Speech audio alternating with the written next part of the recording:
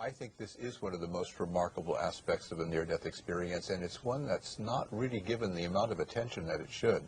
Obviously, many people know about the light, they know about the out-of-body experience, but the thing that really is, I think, important about the near-death experience, and in regard to the life review phenomenon, is it isn't just a life review. It's a reliving of your life. And when people describe this, it's not always done in this way, but when people describe the full experience, it's every single act that you have done, every single thought that you have thought, every single word that you have spoken, suddenly all of this is back with you. You are running through it again, and as you say, you see and you experience the effects of these acts, these thoughts, and these words of other people. The way we know things there, you don't see with the eyes, you don't hear with the ears, you become others to feel the emotional power of existence. In fact, often if you get into the near-death experience literature, you read a lot about the tens of thousands of life reviews that people describe. You know that old saying, your life flashes before your eyes? Well, it's very true, and that's what near-death experiencers tell you, is that you go through every bit of your life, all the crucial parts that are there to teach you about the lessons of good and bad, that are still residual lessons for you to learn, to help you and your higher soul, and your soulmates, your soul group. And the judgment is not by any higher power, it's by our higher soul. That's what's doing the judging in that realm. And that's when we go through those life reviews, it's not some vague sepia-tinted memory. These are sharp, clear, crisp, absolute reliving the events more powerfully than when we live through them in the earthly realm. And we have to feel the power of our decisions, the emotional impact on our fellow beings. So if we lived a life handing out pain and suffering to others, we have to feel that in that life review. But we have to feel it far more sharply than they felt it here in the material realm, which is a pale, dim reflection of that far more real and crisp world of that gateway realm, of the realm between lives, where we reunite with our higher souls, and where we reunite with our soulmates. And in the glaring, beautiful, all-loving light of that infinitely powerful God, that is the setting in which we relive those events.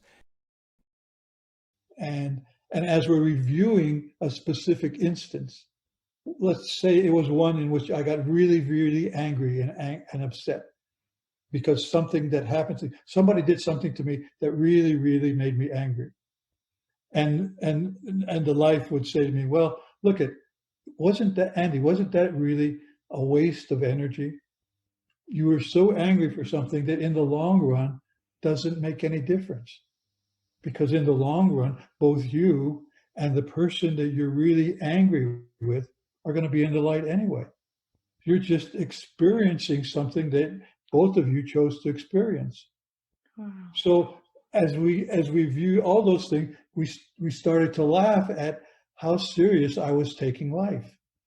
Now, come on, Andy, really now. And once I made an attempt to put all these things into words, I did that with the help of an item. There are those yardsticks that can be unfolded, and I was looking at one. I was 31 years old at the time, and now I'm 52. We've got a life expectancy of about 0 to maybe 80 years old, if you're lucky. So you take this life expectancy and transfer it onto the yardstick. And at that moment, I had the feeling that I was looking at the yardstick like that. So I had an experience at which point I saw my whole life differently. Meaning not as a sequence, I didn't see a film. And there weren't different scenes of my life either, but I saw my whole life in front of me. It was more the essence of my life from which I didn't even know that it existed. It was condensed to one spot. Everything was overlaid and it was completely good, which confused me because I'd never had an impression that everything had been good in my life. I also would have had a lot of questions. I also noticed that there was a connection. In other words, if I look at the front of the yardstick, then I really just see the one thing that's behind it. But it was overlaid, and I had the feeling that there was a lot more to see, or an essence of all the encounters in my life. I also realized that I had made an impact on other people's lives that I had hardly remembered. And now I was aware of that, and that's what it makes it so difficult to explain. I realized all those things at that very moment. It wasn't anything that was experienced subsequently. It was more like an experience of, oh, that's what it is. And suddenly you realize that everything you've done is stored. But that's not the right word either. It's suddenly like annulled, and your life consists of much more than you realized. We did go through my life, and we looked at events in my life that in any other situation I would have described as sad or bad or challenging or horrible, all sorts of words like that. Recognizing that those are judgments that I've put on them. And then I had the most incredible experience of seeing the impact of a given event, not 2 or 3 or 4 times removed, which we can all understand. You know, you have a bad day at work, you go home, you yell at your husband, and then they're mean to the kid, and the kid, you know, is mean to the dog, that whole sequence. We can certainly understand the impact within our own little world of events. And in fact, when we look at events that occur elsewhere, we similarly really evaluate those events based on how it impacts us, our world, our view of the world, our emotional state. But I had this incredible privilege of seeing how an event impacted other people in the world 25, 30, 35 times removed. And to say it was profound really is not giving it its due credit, because what it showed me very clearly and very concretely, which again, I told you, I'm a concrete thinking person. I need to actually hold an apple. I am the Thomas that has to put their finger in the hole. But what it showed me very concretely is that, again, this idea that things are good or bad the idea is entirely in our own mind. It's our own judgment. Because the fact is, there really is beauty that comes out of every event. Albeit, usually we can only appreciate it retrospectively. And most of the time we'll never appreciate it, because we don't have the ability to see those 25, 30, 35 times removed impacts. And part of our evaluation of something when it comes to being good or bad really has to do with a desire to judge it, and a desire to say, well, was that worth it? Because we want to decide whether something that has hurt us or made us sad, or someone we love has gone on. We want to be able to say, well, I don't think that was worth it. Or, okay, now I get it. Oh, okay, I'm okay with it then. But having the ability to see events in my own life and see their impact totally changed the way I experience every event. Suddenly I became aware that nothing went unnoticed. Not a thought, not an intention, not a moment, not a tear shed, not a smile, not a blink. Nothing in our lives goes unnoticed, and that every moment of my life, as is true for all of us, I was being showered with this unconditional, this great and creative force, this tremendous power of God or of love. And suddenly, by that standard, when I relived my life, it was as if I had held a candle to the sun, and I instantly had a point of perspective. And suddenly I realized it wasn't enough. It could never be enough. I could never express enough of this loving force in this world through my choices. I could never have given enough. I couldn't have sacrificed my life for humankind every moment of my life, and that wouldn't have been enough in comparison to the extent of the love with which, and the mercy and the bounty and the glory with which every soul, by its very existence, is being showered at every instant, although we seem to be unaware. I saw my whole life. You know, I saw the divorce, I saw the insecurities it had created. I was unaware of it until this moment. Wow, look what I was putting bandages on. You know, the broken-hearted little boy, all that overachieving, you know, make the team, get the grade, get the girl, get the job, all of that was a big bandage to cover up that insecurity I felt from the little time that Mom and Dad split up. I saw my brothers, I saw how they had supported me, I saw my friends, I saw the things that I thought were mistakes. And I realized there's absolutely no mistakes. It was all in perfect order. I saw the things that I had done wrong, so to speak, and I knew they were wrong and I did them anyway. And yet in these beautiful arms, all I felt was, look how much we love you. Look how much we support you. Look how much we honor your life, your choices, your decisions, your learning. We love you. It was such an overwhelming, profound, absolute, unconditional love. And in those arms, the I am that I am, I knew I was perfect. And that took me years to say too, but I felt this absolute perfection about my life, about me. And when I say that, I mean all of us. Absolute perfection, absolute order. I knew that I was absolutely divine. But not only was I connected to that, but I came from all that. The Christ asked me, he said, what did you learn from seeing all of these faces? And I said to him that love was the best choice. And he said, you're right. And I saw how I had to be careful how I treated people. And this is the sort of thing that many people report. And when they report these kinds of experiences, they realize that in our life, we are the very people that we hurt. We are the very people that we help to feel good. And we experience these actions as though done to ourselves in the life review.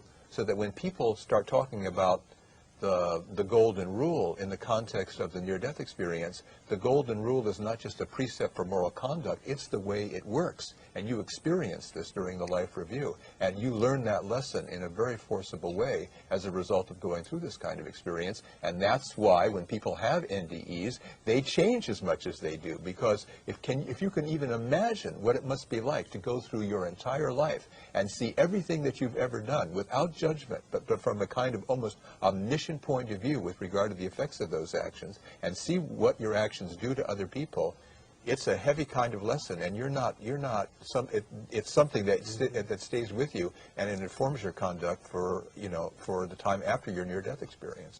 One thing that is fascinating is that all of the patients who go through this tell us that there is one thing that comes up to them as the most important feature in their life in these reviews.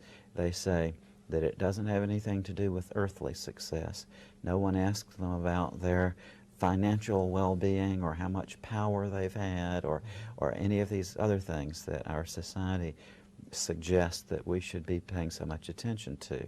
Every single person has told me that what they were faced with there was the question of how they had learned to love and whether they had put this love into practice in their lives. What was important were the choices that I made. And what was more important than just the choices that I made were my motivations and my intents and really the state of my heart in doing any single action. And I realized in this because I experienced sort of in a holographic awareness that was rather instantaneous, how every action that one takes is like a stone cast in the water, and if it's loving, that stone, you know, is cast in the water, and the loving action goes out and touches the first person that it's intended for, and then it touches another person, and then it touches another person, because that person interacts with other people, and so on and so on. And every action has a reverberating effect upon every single one of us on the face of this planet. So if I had committed a loving action, it was like love upon light. A purely loving action was the most wonderful thing that I could ever achieved in my life. This had more meaning than to have been a Rockefeller or President of the United States, or to have been, you know, a great scientist and to have invented something just incredible.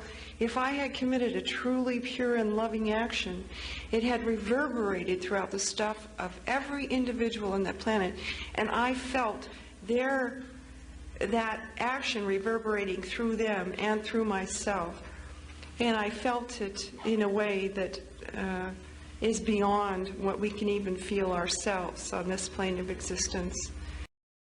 The next thing the Christ showed me was a pool of water. I'm sorry, more of a pond. And it was outside, and there were trees around it, and a single drop of water, like a raindrop, fell. And I could see the ripple effect of when the drop of water fell into the pond. And he said, "Don't you see, your actions are just like the ripple effect in that pond. Everything you do not only affects those people, but it affects those that ripple on and further out and further out and further out. It touches people's lives that I had no idea, but it does. It has the ripple effect." And I watched, and I looked in the palm of his hand, and in the palm of his hand appeared a rock, a single, large, huge boulder, if you will, rock. And God and I watched together, and I watched him let loose the rock.